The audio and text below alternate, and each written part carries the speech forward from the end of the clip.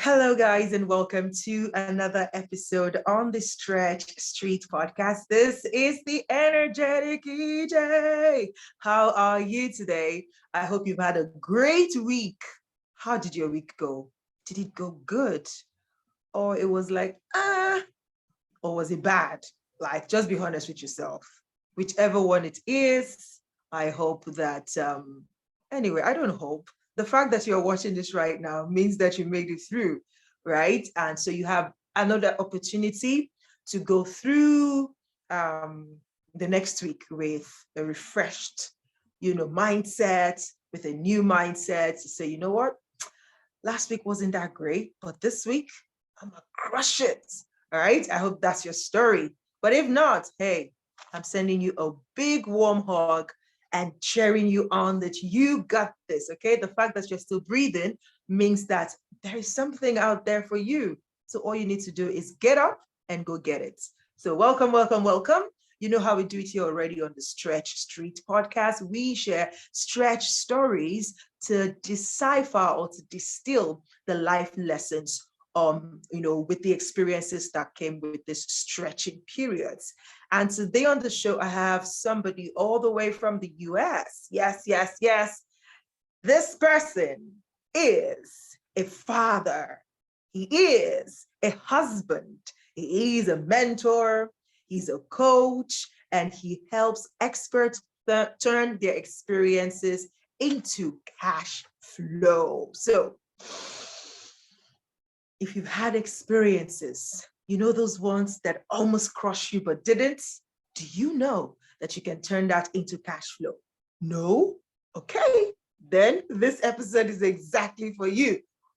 Well, not like we're going to talk about turning it into cash flow in this particular episode, but you get to meet my guest today and you get to follow him and you get to go ask him how he did it so that he can show you how to do it, because this is what he does for a living. He helps people turn their experiences into cash flow. So sit back, relax, grab your cup of tea, your cup of coffee, your bottle of water, if that is what works for you. And let's dive into the story of my guest today, Germaine Turby, okay?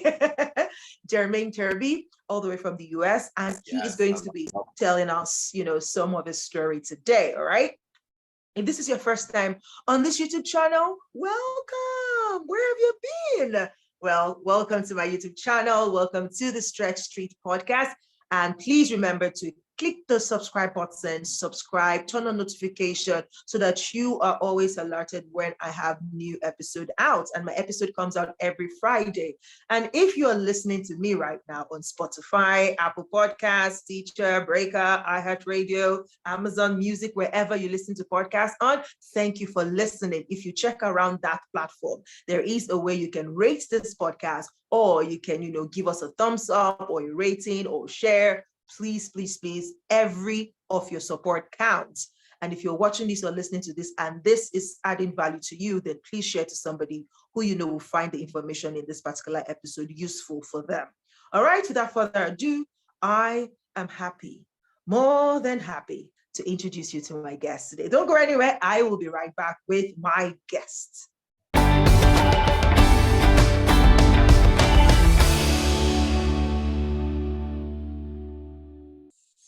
Hi, Coach Turby. How are you today? I'm doing amazing, phenomenal, and way better now that I'm talking to you. How you doing, EJ? I am awesome. Thank you so much for taking our time out of your busy schedule to be with me on the podcast today. And thank you for all the value sharing you've been doing on X. Okay, guys, a little backstory. I met Coach Turby on X. They're like, wait, what is X? You don't know? If you don't know X, where are you? Are you still on planet Earth? Okay, so X is formerly known as Twitter. And that is where I met Coach Turby. And it's been a beautiful journey connecting with him, sharing spaces with him, hearing him share his experiences, his expertise, and his knowledge. And I thought, you know what? We need to spread this word. More people need to hear what you have to say. We know you've been through a lot, and you've come out from a lot, and sometimes you're still going to go back into a lot. So there is a lot to unpack in lessons, in life lessons. And you know already, this is why we exist as an outfit. So today, we're going to be diving into the story of Coach Turby. Now, I have a little, way of introducing my guests. I have like kind of trivia question I ask them, and then to get to know you, to get to introduce you to my guests. So, but I'm going to have a twist on it today, right? There it is. When I checked you out, I saw Turby Academy, right? Turby Academy. And it reminds me of, I think there's a cartoon that has something about Turbo, I don't know. Right? So tell us the story behind that name. Why Turbo? Why Turby? Yeah. So that's a really good question. I love that question. And nobody's ever asked me that yet.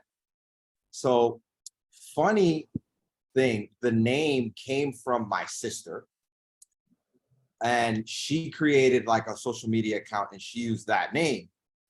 But when I started coaching, I was like trying to come up with a name, and I'm like, what should I name my company? What should I name my program? Like, what should I name it? And I was like having trouble, and I'm like, okay, what do I do? Like, I help people, make transformations in their life that they desire. Okay, what's the purpose of this? It's so that they can get to their dreams faster, right? Because all of us want to experience a life of fulfillment and happiness. Mm-hmm. And there's a lot of things that stop us from getting there. And the biggest thing that stops us from getting there is ourselves, right? So what I do is just help people get there faster. So I said, okay, it's about speed and getting to where you want faster. Because I believe everyone has the ability to achieve all of their dreams. But if we get there faster, then we can enjoy that time for a longer period of time, and we can share it with our loved ones, and we can create more experiences with our loved ones.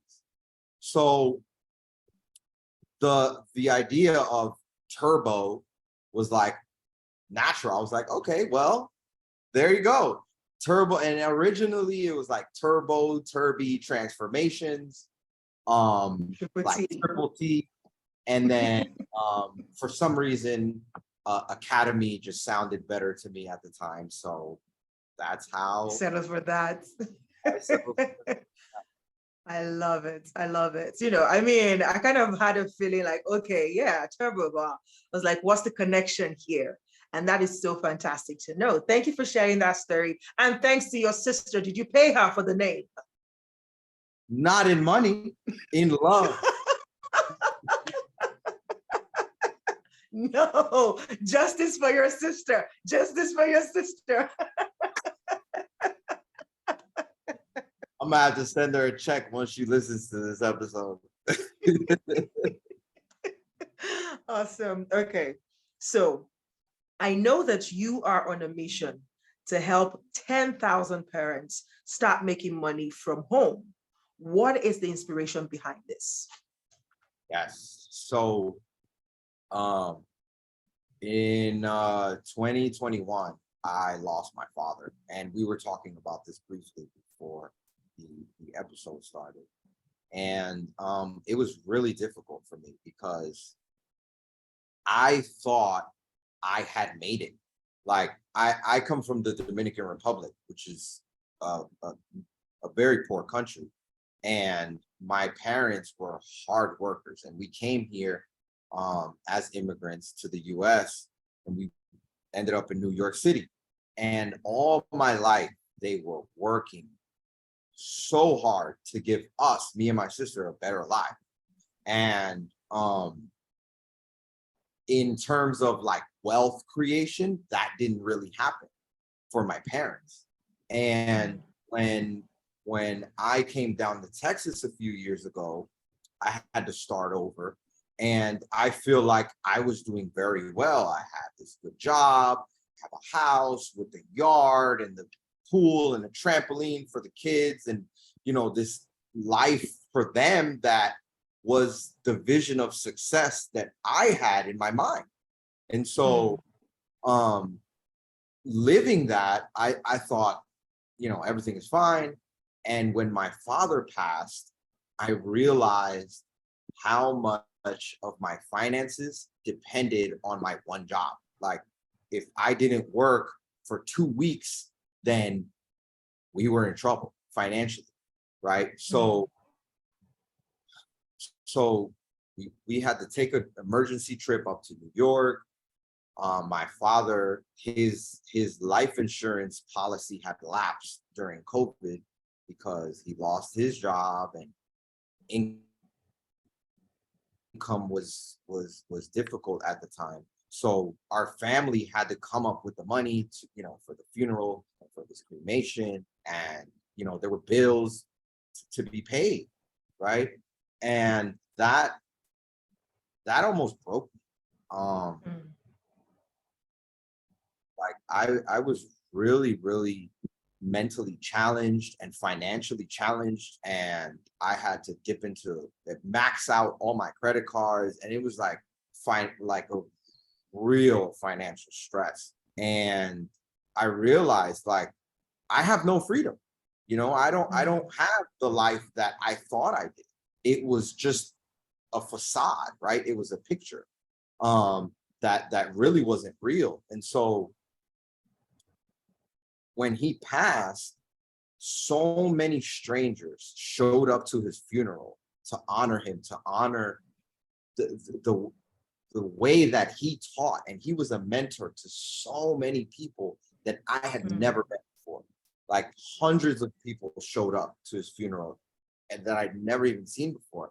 I was honored, and I was like, man, like, how does this person, pass and leaving this so much value behind, and he wasn't able to monetize it? So I had already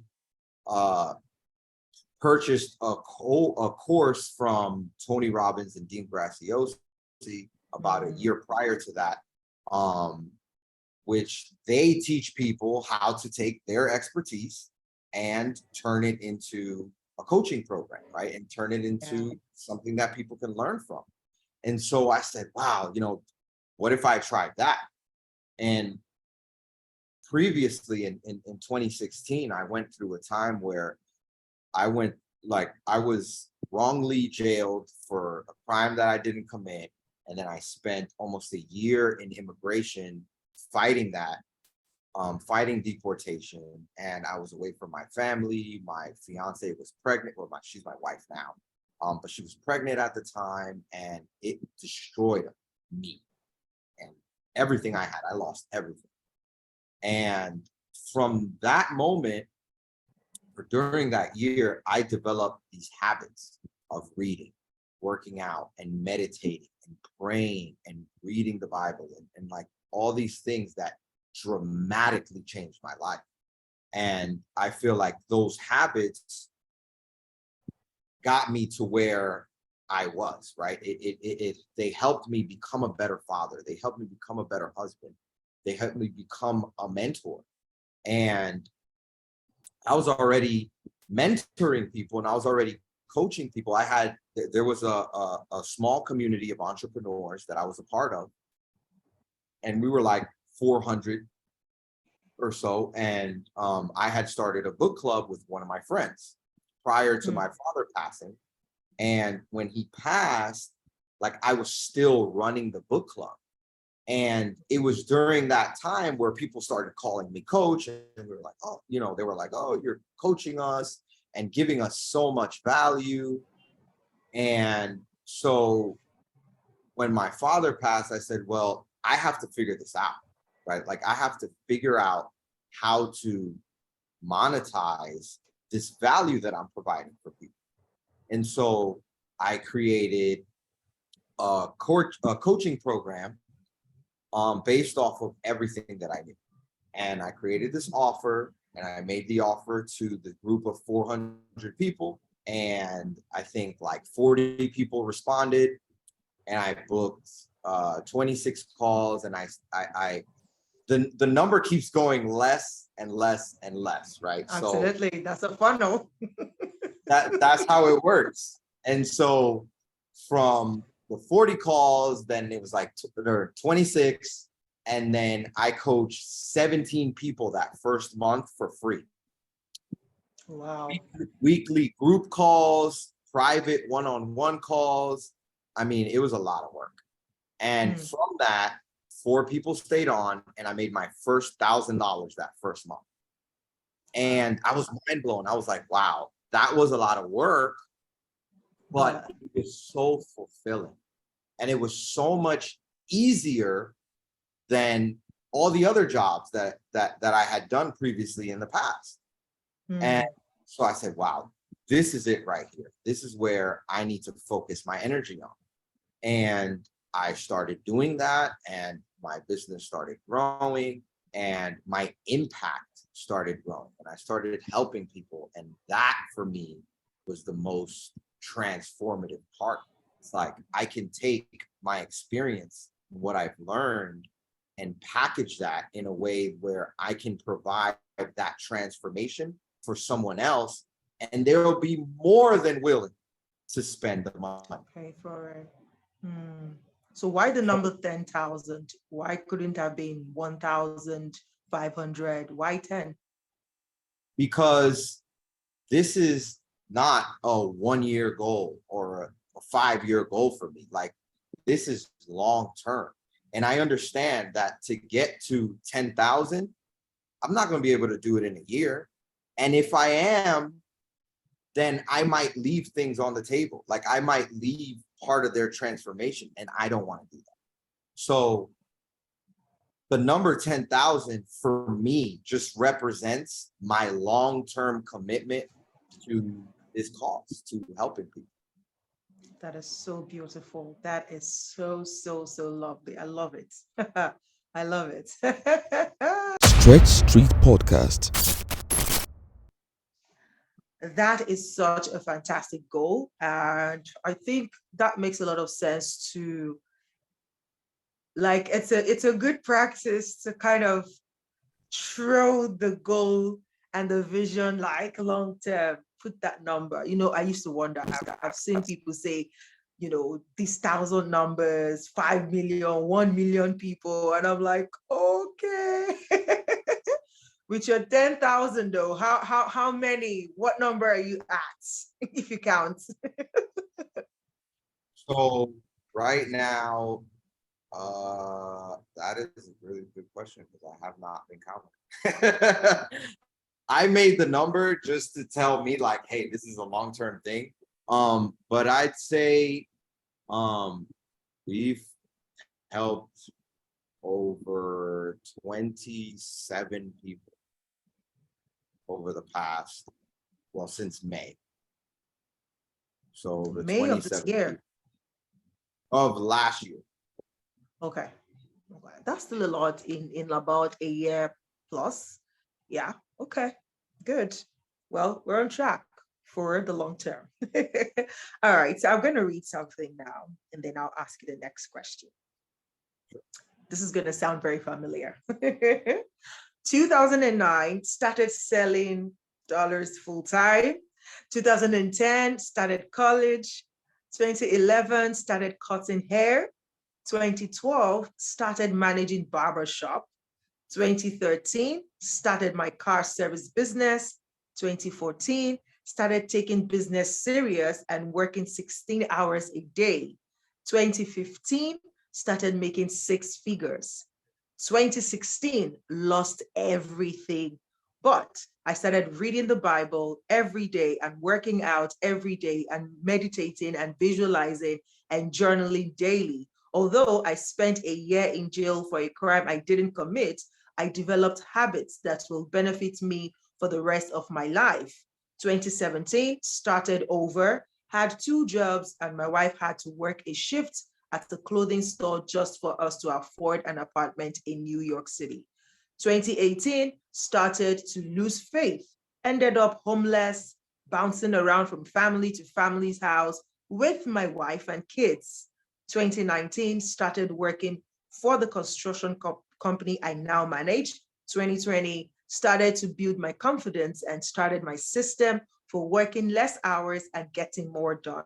2021, started posting online about mindset, health, positivity. 2022, started my coaching business and made $1,000 my second month.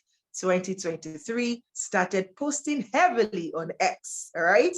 Moral of the story, as humans, we are always starting new things. We must embrace this, embrace learning, or we will be stuck living the same year over and over again. I've been through some hard times, but every single experience is only building me up to become better and better. My message to you, start living life. Don't be afraid to fail. Don't be afraid to be judged. Don't fall into your doubt. Start living. And I love it. This is your pinned tweet on X.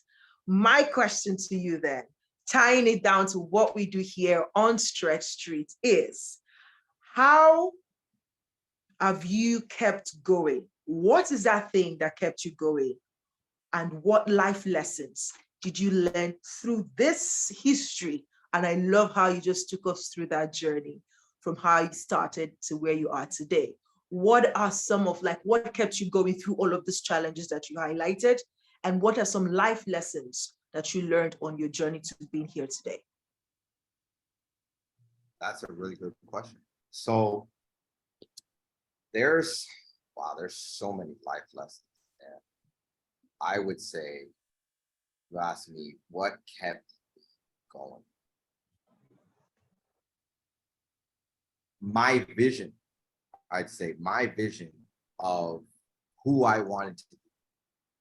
Because who I wanted to be was a good father and a good husband who provided value to his family and the world in some way. I can honestly tell you, I did not know what that looked like for me. I did not expect to be a coach. I did not expect to be putting myself out there. Like, I'm an introvert. I like being home with my kids and chilling, right? Like I don't really like putting myself out there. But I understand that that is required of me now in this stage of my life. And so for me, like what kept me going forward is the vision of who I wanted to become. Like, and that always changed for me because when I started out, I guess, and I was a barber, I really just wanted to be rich. Like, I didn't have family in mind.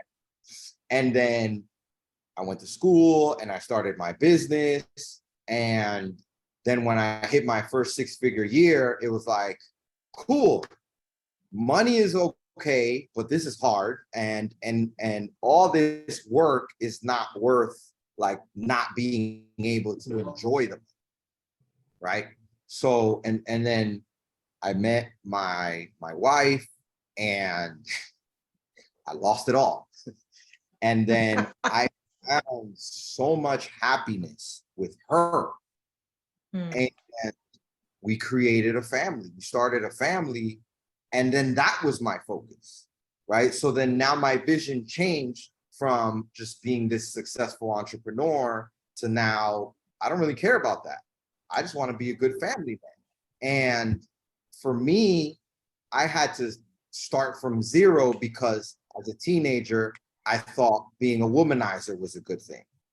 And it was not a good thing, obviously. So I had to unlearn all of that to become a good partner for my wife.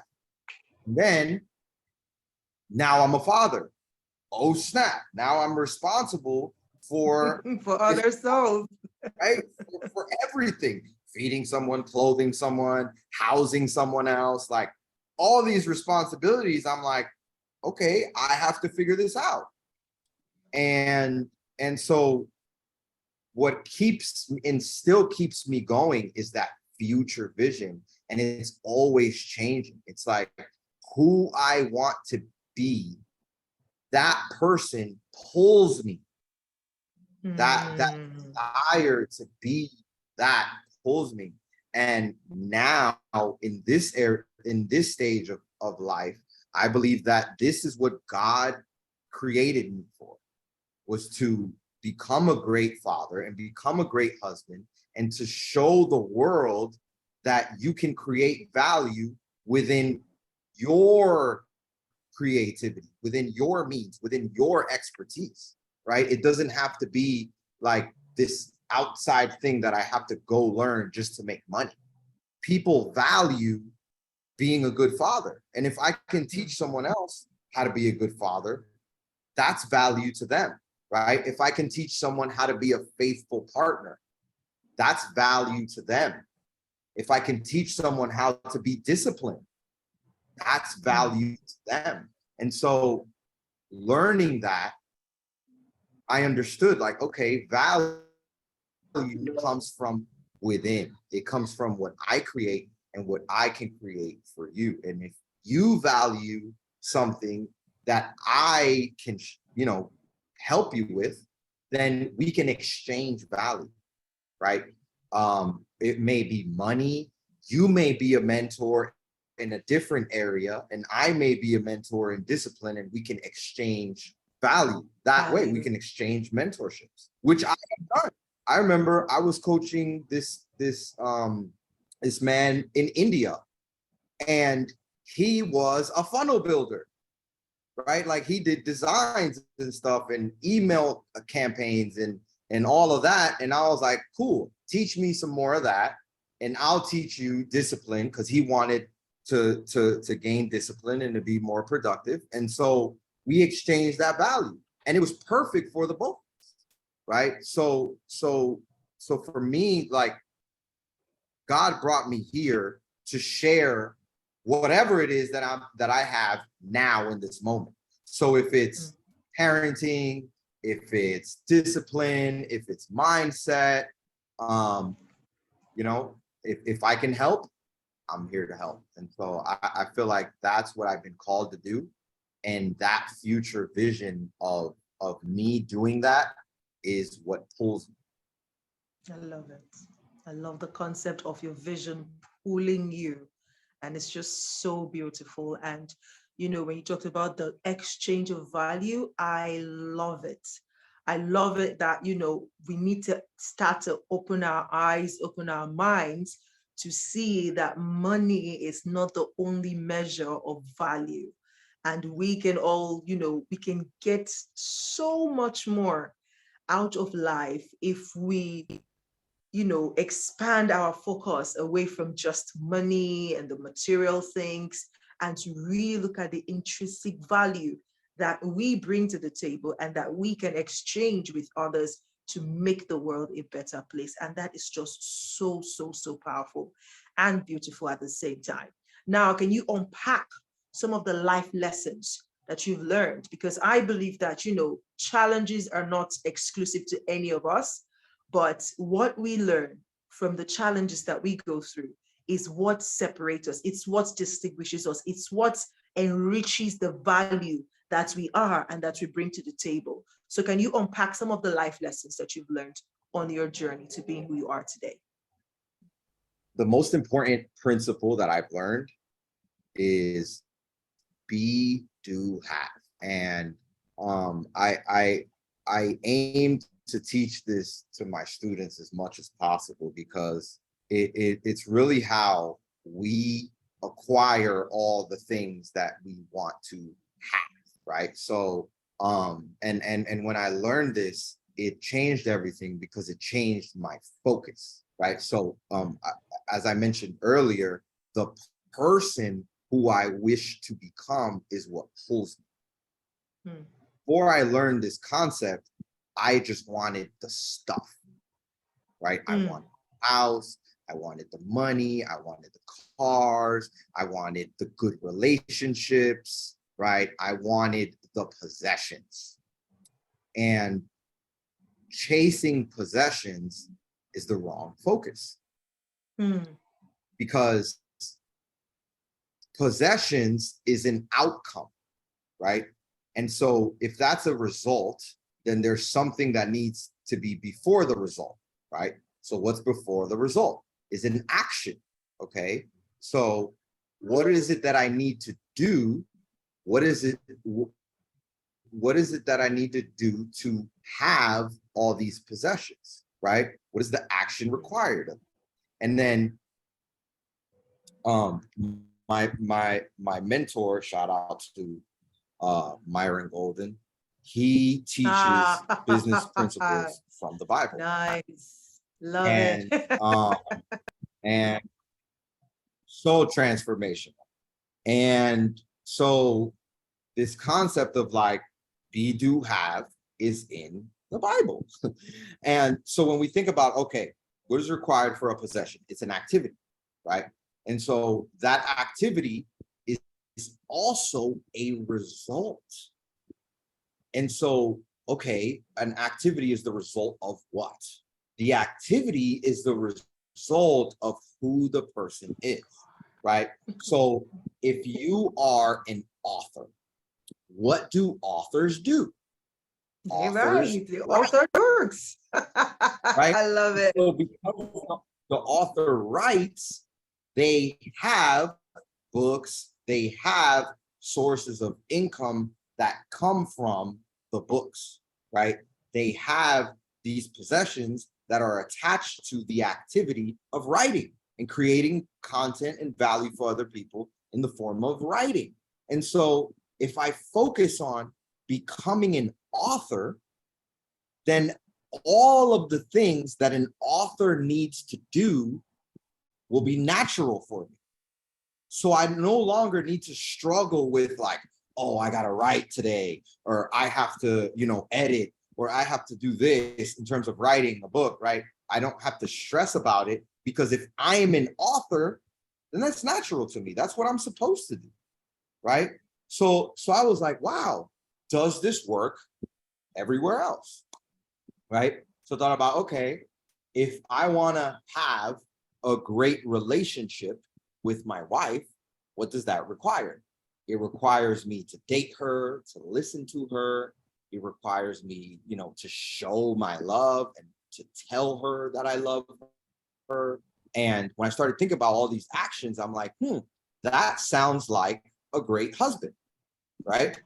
So if I focus on becoming a great husband, then You do what great husbands do. automatically, what do great husbands do? Well, they love their wife. They tell their wife that they love them. They show that they love their wife, right? They date their wife. There's actions that great husbands take. And so the result of those actions are this amazing bond and partnership with this other human being. That's what I want. What's required of that is the activity. What's required of the activity is for me to become the person, right? Same thing with being a father, mentor, whatever you can think of, becoming the person that does the activity will automatically get you those possessions. So I think that was one of the biggest life lessons that I've learned throughout the process. And that is priceless. That is priceless. I think the first time I heard the concept of the be do have was with T Have Eka, or either T Have or his son, forgotten his name now. Yeah. Either T Have or his son Eka, like, yeah, be, do, have. And you just kind of broke it down to a very simpler and very consumable, bits for anyone listening or watching this to be able to say, okay, that sounds, actually, if I focus on that, then yeah. And if everyone can just, like you said initially, like, does this really work? And does it work everywhere? And then you started to explore in every area of your life. And I mean, I am super sure that at this point, regardless of any challenges that you might be currently having, you can say fully that you have a great life. And, it is one that you are very, very satisfied with, one that you're very happy about. So thankful. Thank you for sharing with us. Thank you for, taking us through that journey and helping us see the light from your perspective. And it's just beautiful. And I believe and I hope, if you're watching this or you're listening to this, I hope that you caught something. And if you don't remember anything at all, remember that whatever it is you want, whatever it is you desire as an outcome, as a possession, is the result, right? And there is something that leads to the results. And what leads to the result is what you do. What you do leads to that result. And what you do is as a result of who you are. So good. So good. Absolutely. So just be who gets that kind of results and do what the person who gets that kind of result does, and the results will be yours, right? Yeah. And And that is and just and lovely. if I Yeah. may, I'd like to add to that, right? So how do we, like, so one thing that my students always ask me, and I'll share this, is like, okay, I understand that concept. How do I do that? Right? Like, how do I Mm. actually like materialize that? Right. And so I learned this during that year in immigration jail. Um, and it's the power of visualization, right? Mm. So when you visualize your future and all of the details of it, and you write them down and you practice this every day, you don't have to write it down every day, but I would say spend 3 to 5 minutes visualizing this every single day, that vision of who you want to become. That has so much power, because the way that our brain works, everyone has in their brain something called a reticular activating system, right? The RAS. And the RAS, the way it works, it's like a filter, right? And the RAS tells your conscious brain what is important. Because if we were to analyze all the information that our brain was taking in, we'd go crazy. Like all the things that you see right now that are in your visual eyesight, plus everything you hear, everything you feel, everything you smell, taste, all of those things are going on at one time. And so if you were to focus on like everything in the background, everything that you hear in the background, and also focus on the current conversation and focus on looking at the person and thinking about, what you smell and what you like, your brain would go, we would go crazy, right? Right. So we have this amazing filter that tells us, focus on this right now, everything in the background is not important. And so if you've ever had the experience of like you or your parents getting a new car, right? Or you have this dream car that you're interested in, what happens is you start to see it everywhere, right? Yeah. You start noticing it everywhere. And what happens is the world didn't just come up with 1,000 a new supply of that vehicle in every color and in every year and drop them in your neighborhood, right? That's not what happened. What happened is now, because that's important to you, your RAS says, oh, look, there's the car, right? Let me let you know that we saw the car, right? So all we're doing is bringing that awareness to the To forefront the of our mind. fore. right? So when I have this vision and I visualize it every day, it is on the forefront of my mind, right? So now during the day, I can walk into a Starbucks and I'll overhear a conversation way across the room if it pertains to my vision. Because now that's on the forefront of my mind. And so now your brain is looking for all those opportunities. So the more information we feed our brain about who we want to become and that vision, the more our brain finds opportunities and finds these little nuggets like, oh, I heard this on a space. I'm gonna act on it. Oh, I saw this on a TV show briefly. I'm gonna act on this. Oh, I overheard this conversation, with these people. Let me go and introduce myself, right? Let me go and talk to this person. Let me go and reach out to this person. And we're literally creating that vision now on a daily basis. Now we have it on the forefront of our mind, and our brain is showing us like, hey, it's all these opportunities are here now. It's not all the way out there. They're here. So now you can take action on them. And so it's really important because you're only one connection away. You're one conversation away. You're one resource away. And if you bring that vision to the forefront of your mind, your brain will find it.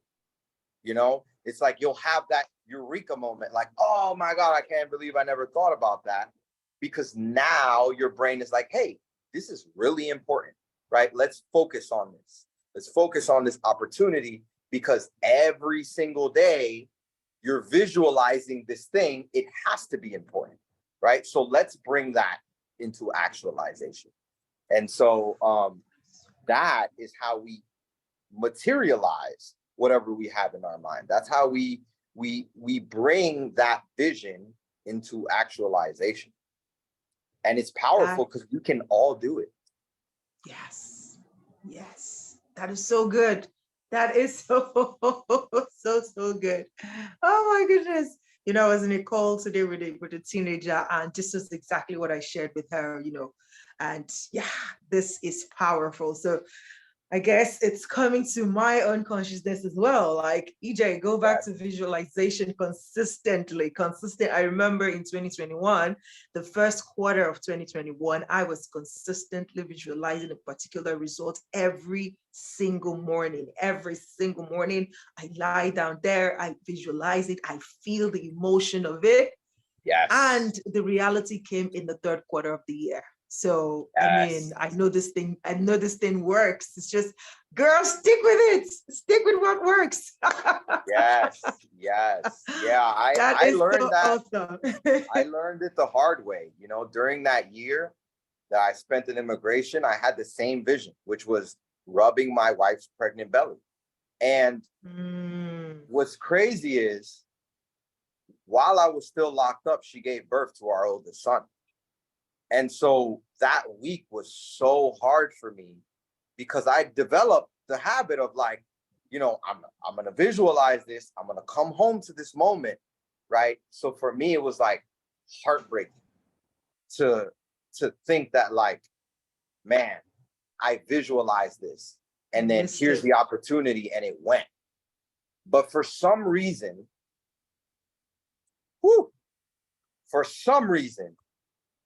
God told me, don't give up on your vision. And I continue to visualize it, even though my son was born. And lo and behold, I was released back into the US, and a few months later, she was pregnant again with another boy. So we have 2 daughters and 2 sons, and I got to live that vision and experience that exact moment. And it wasn't how I thought it was going to be, because I thought it was my first son, and it wasn't, So that was so emotional for me because I thought I failed, right? Like I thought like I'm doing this visualization. It's not working. You know, it already happened. My chance is up.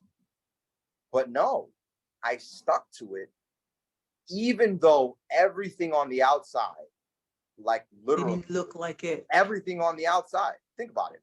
I'm locked up. I'm labeled a criminal for a crime I didn't commit. I'm getting deported. I'm fighting deportation. And my vision is to be here in the US with my pregnant wife. And then she gives birth already. So now she's not even pregnant anymore. How am I going to rub a pregnant belly if she's not pregnant anymore? You know? So I was like, no, this is going to happen. And I stuck to it. And by the grace of God, I lived that vision. So I've experienced the power of visualization, and it has come close to none. Right? That power is just so pure and so available to all of us. To all of us. Wow. So good. So good. Honestly, this has been fantastic. I don't know about you. I don't know, but you know what? I always love my conversations, and I hope you love this one too. And I hope you've learned a thing. Like if you learned nothing from this conversation, remember, visualization is power. And also remember, be, do, to have, okay? Be the person that does the thing so that you can have what you desire, okay?